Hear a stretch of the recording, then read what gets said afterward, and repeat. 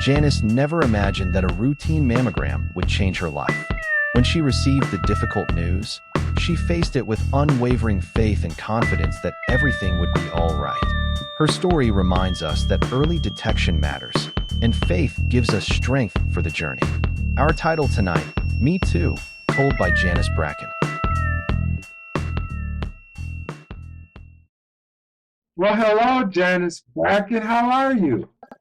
Hi, Billy Parsons. I'm doing well, thank you. How are you? Simply fantastic. Thank you so Awesome. much for asking. Well, I'm so glad that you came, especially during this month on Breast Cancer Awareness Month. And I know that you had that bout and you didn't mind sharing your story with us on Where Were You? Right. For me, could you start from the beginning? I mean, like, what made you go when you first discovered, and then into the story. Okay. Well, I worked at the hospital where I got my mammogram done.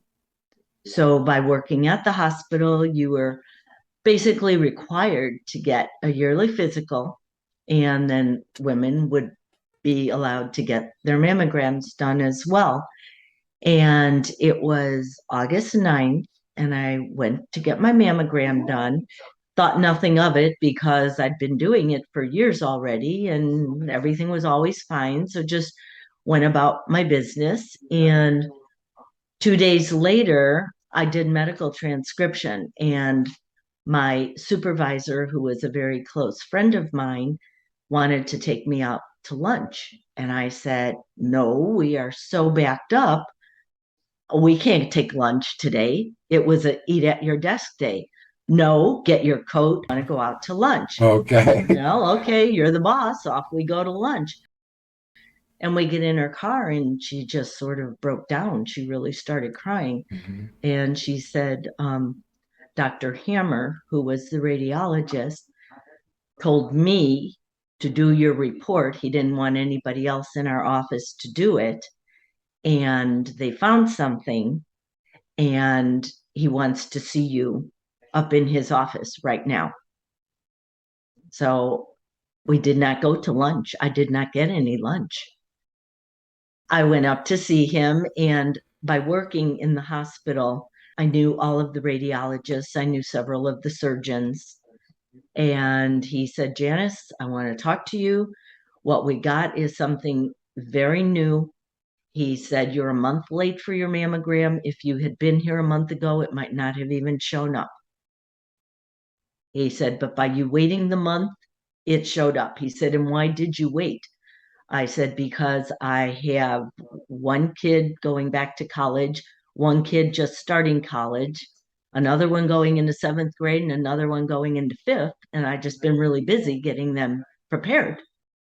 So really, you're a busy mother. Always. Always. And when did this happen in your life? It was August 9th of 1999. It was just 23. I just passed the 23-year mark. Anyway, I said I just needed to get all my kids ready and the 2 kids ready for, to go back to college and so on. And he said, well, the type of cancer that you have, it's not a lump or a tumor. It's like fireworks. He says it's like a big burst and it is covering the whole left side. Said, I already talked to Dr. Haydary, who ended up is my surgeon and did the mastectomies, but he and his wife were also friends of mine. 2 of our boys played on the same soccer team together. So that's why I say it was very comforting for me to know these doctors and have them know me by first name. Not everybody has that opportunity when they're thrown into this situation. So it was comforting for me. So you had real confidence, not only because you worked there, but you knew these people. I knew the doctors. And yes. They kind of told you the extent Yes. of your cancer, and they just were Yes. straight with you and told you this is what you need to do. Exactly. So Dr. Hammer said, I already talked to Dr. Haydary. I want him to be your surgeon. I know that you know him. And he said his recommendation is that we do a bilateral mastectomy. He said because the type of cancer you have is going to spread, since it's not one tumor or one lump. Since it's like fireworks in there, it is going to spread, called mirrored cancer. Mirrored cancer, there you go. So this isn't just like one lump or something. This is like a cluster. You said just not even a cluster. It was like when a fireworks go off and they go in the sky like this and yeah, open up this way. It was like that. There were just little pieces of it all over. So his recommendation was a bilateral mastectomy because he said it could be a month, it could be a year, but it is going to mirror itself, and you are going to be back with cancer in the other breast. So Dr. Haydary got on the phone immediately, because back then, unless it was already in the other side, insurance would not cover a bilateral. He fought with them for 5 days, and on the 5th day, he got their approval to go ahead and do the bilateral. On the 6th day, they brought me into the hospital, and the mastectomy started.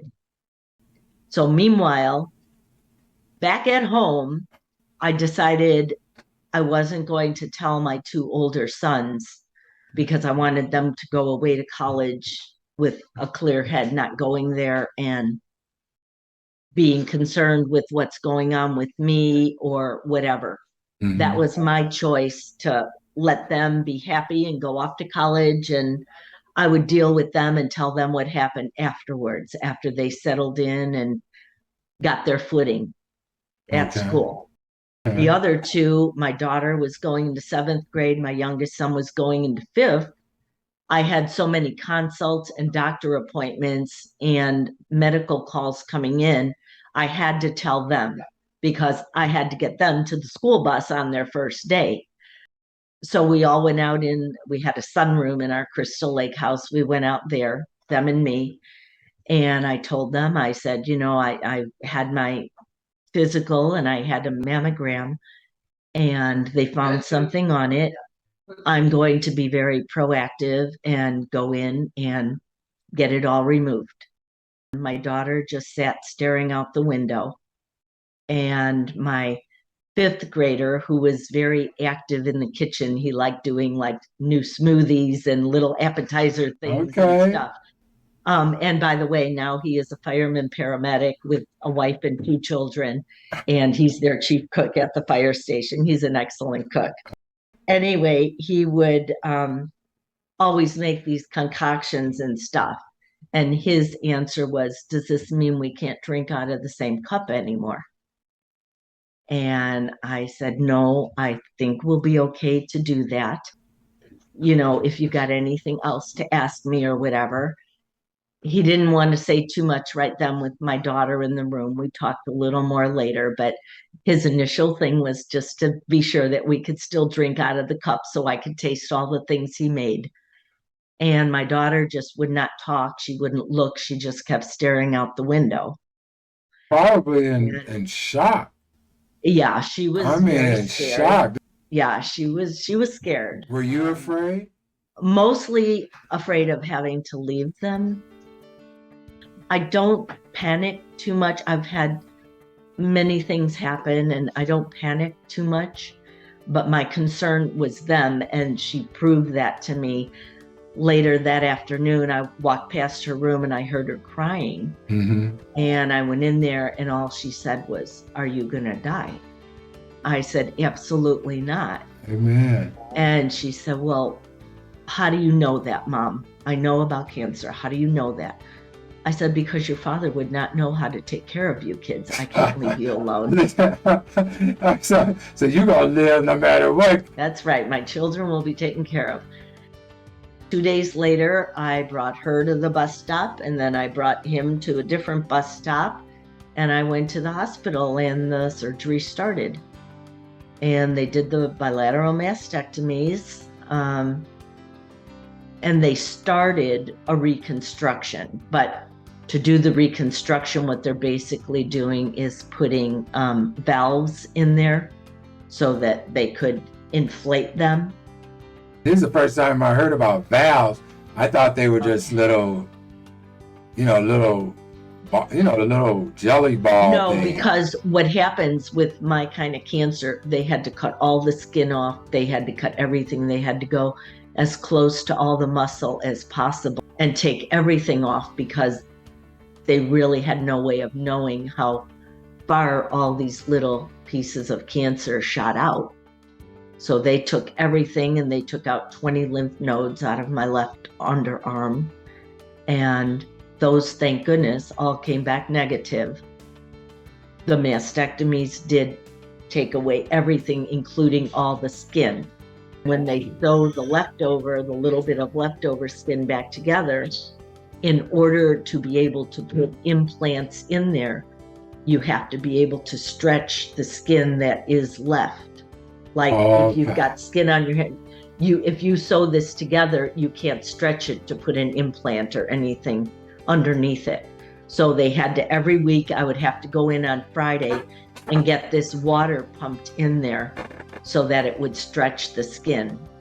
And that was extremely painful. And that went on for close to 2 years. Wait a minute. Wait. I don't know how to ask this. Just ask. If they pump for 2 years, how much water, or how much, I guess what I'm trying to say is how much pumping is 2 years? For me, it was like a 36C to get back to where I was. Okay, that's kind of what I was trying to ask. You can only, it depends on how bad the pain is. Every week the pain tolerance seemed to be different. Some weeks they could put in maybe 20, I don't quite recall if they called it milligrams or micrograms. I don't remember what they called it at the time, but sometimes I could tolerate only 20. Sometimes I could be really tough and tolerate 40, but whatever I tolerated, I would sleep sitting up for the next 2 nights because the pain was just too much to lay flat. But then after those 2 years and you're looking basically normal again, then I was able to go back into the hospital and have those implants with valves removed and have regular implants put in that some people do just to enhance or firm up or whatever. Mine were simply to make me look like myself again. Is that still considered an implant? Even, I guess it is an implant, but I mean, Yeah. What's the procedure before that again? Mastectomies? With the valve. Well, that is the reconstructive process. Okay. Construct. Well, can I ask another question? Certainly. It might sound kind of silly, but when they take the meat out, I don't know what you would call it. Okay. Then you say they sew the skin back together. Yes, they take all the tissue out. They take everything. Even the skin. Yes. They cut the skin off as well because they didn't know if the cancer had gone all the way into the skin. So they took everything. Everything. So did you have to grow more skin?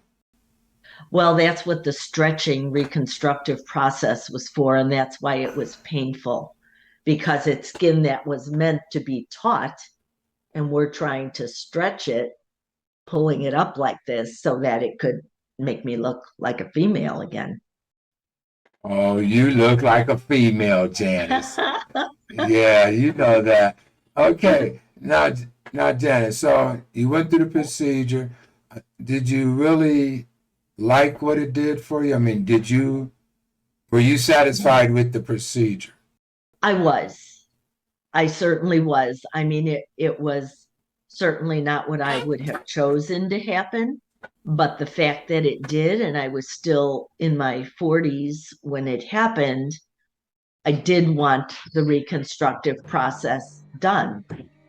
I didn't want to be like that. If I was as old as I am now, maybe I wouldn't even bother with that whole 2-year process of reconstruction and trying to stretch the skin and getting the implants. But that was 23 years ago. I wanted it then. I wanted to look like myself again and wear the same clothes I used to wear and not all baggy t-shirts and things like that. So very satisfied with it considering it had to be done at all. Okay, I'm glad you're happy because that sounds like a lot. Now, on this journey, you mentioned about the doctors. Were there other institutions or other groups that were dealing with the same type issue that you got with, or did you solo? No, I pretty much just soloed. Um, I was asked by my surgeon, Dr. Haydary, several times he would call and say, "Oh, we got somebody else, that's coming in and they're really not doing well. Can we have them call you or whatever?" And they would call me as many times as they need to, and we'd talk, and I'd hopefully convince them that they had the best surgeon, which I believe they did, Okay. and that it would be worth it. And yes, there is a lot of pain involved in it. You need to know when you go in, you need to go in and say, "I am coming out and I am going to be fine. And this is not how I'm going out." So when you made that decision, that was kind of your mindset. Exactly. The kids, no, not now. We got to put this on hold. Right. This is Right. not now. Well, even now, I've got grandkids I intend to see grow up and get married, Man, things like that. No place to go other than their houses to babysit. and you love it. I love it. Yes. Could you say that one more Yes, I time? do. I love it. You said that. I love it. I love it, and I love every one of them so much. And yeah, And if you had to they go are. through the pain again, you'd do it. Yes, I would. Yes, I would, because so far it has given me 23 years. See, that's the beautiful thing about it. In your case, you beat it. It sounded like you didn't really mess around with it. Once your doctors told you your situation, you just dealt with it. Exactly. I told the two kids that I needed to. We went over to my mom and dad's house. I brought ice cream, their favorite ice cream and apple pie. Okay. That's what I gave them so that I could tell them. And just I sort of made up a bit of a story and told them they see something that doesn't look good, but before it turns into something bad, we're going to be proactive and take care of it. Not tell my parents I actually already had it. I told them that my mammogram showed something, and I'm making a choice to go in and get everything taken care of before it turns into something dangerous. Had anyone else in your family had breast cancer? Not a person, not an aunt on either side, not a grandparent on either side, not any one of my 26 first cousins. I have never been a smoker. I've never been a drinker. I have never been overweight. I've been a runner. I work out. I eat a lot of junk food, but I also eat right. Okay. You know, it was just what was meant to be. Well, Janice, that's So pretty remarkable. I love the part about you're still here, you're not going anywhere. too And much to do. and if you had some advice or if there was something that you could tell someone that may have just faced this, a young lady as yourself, what would kind of be your advice when they were facing this and scared and not knowing what to do? I would say just be sure you're with a doctor that you're confident in. And if you are, between your positive attitude and their expertise, you will be okay. Eventually, you will come out of this and it will be okay. Had you ever like been re-diagnosed or did it ever flare up again? It has not, thank goodness. But I also really have nothing left there that is real. I have nothing real.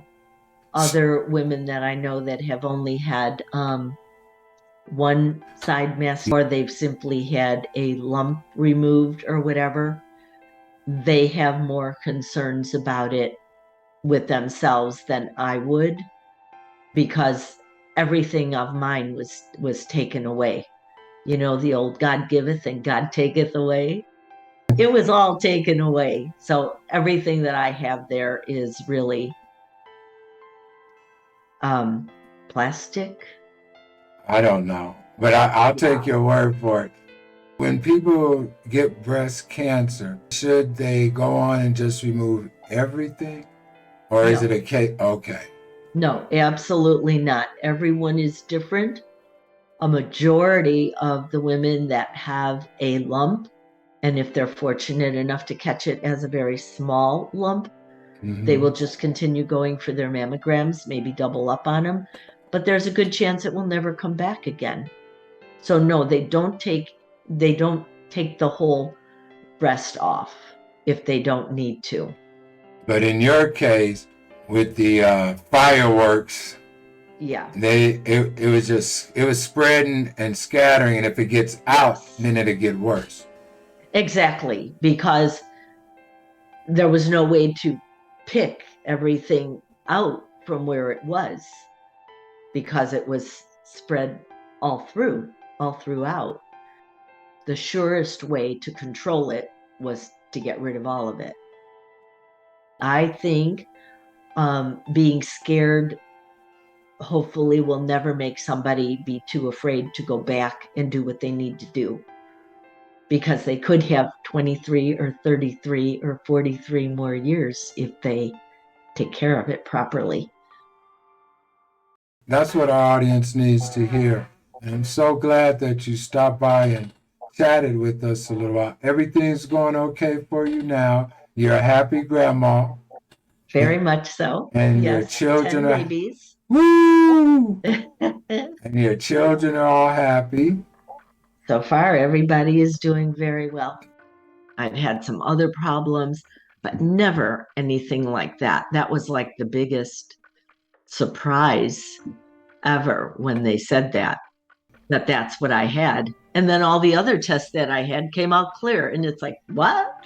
You know, all the stuff I was concerned with came out just fine. And this was like, oh, we're getting you in the hospital. You're going right now. We're going to take care of business. And okay, let's go. You caught it in the nick of time. That was the strangest thing. Like I said, everything for a reason. And Dr. Hammer had said, if you came in a month ago on your scheduled time, this might not have even been there. It was that brand new, and yet it did that much damage already. So we're glad to have you here. Thank you. I'm glad to be here. I would have missed an awful lot if I wasn't. Yes, 10. Yeah, 10. Okay. This one is 14 days old. She's brand spanking new. Oh, you have your hands full. Yeah, and the one after that is 5 months old. Wait a minute. And then they're two different ones. 2 are my daughter and 2 are my son. Okay. And then my other 2 sons, their kids are already a little bit older. Okay. And then it took my daughter a while before she decided to have kids. So there's sort of a break in there. There's an 8-year break in there. And then she's got a 20-month-old and a 5-month-old. And then the son has a 15-month-old and a 2-week-old. So there are 4 new ones. And then I have 6 that go from 21 to 9. Well, you have a large family. Yeah. My oldest son has 4 kids. So he's the one who started this whole ball rolling here. Oh, Billy, one more thing. Yes. 9 of them are girls. Oh, my Lanta. 9. I have a granddaughter, then a grandson, and then 7 more granddaughters. Yeah. Wow. Well, your story is amazing. I'm glad you told it to us. Thank you. It was fun telling it, actually.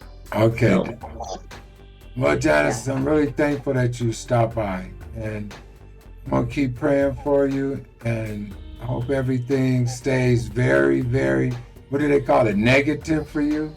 Negative. Yeah, we want to stay on that tip. We'll keep it negative. But I really thank you. I thank you, my sister. Thank you so much. It was my pleasure. And you do know this is our Breast Cancer Awareness Week. So thank you so much. You are so welcome. Thank you very much. Well, another episode of Where Were You? And we would like to thank our guests for this evening. Also want to thank New Me.